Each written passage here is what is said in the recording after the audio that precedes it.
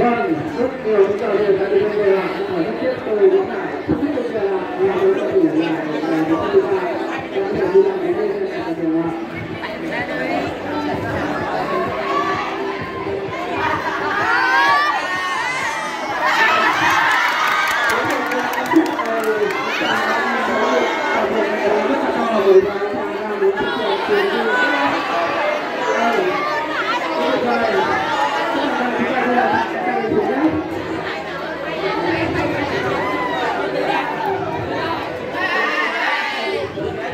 Vâng, rồi thì em chàng đã tìm thấy những hiện tượng của những chúng ta để tôi nhìn thấy trên chúng ta rất nhiều rất nhiều. Vâng, thì rất là nhanh chóng từ từ đó từ từ từ từ đó.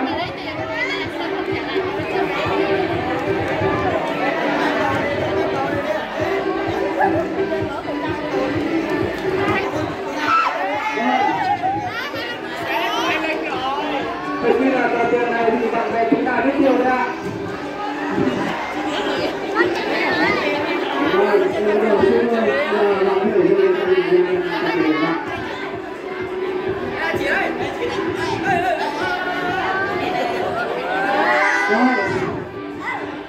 Bây giờ chúng ta sẽ tiếp tục các con người này thì không.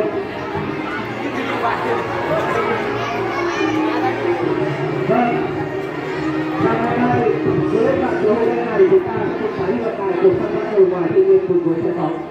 Và quý vị khán giả chúng ta sẽ cùng quan sát xem nhiều tháng trà này ngay sau khi các con ngồi còn đọc con ngồi có thể là ngồi đủ khác nhé.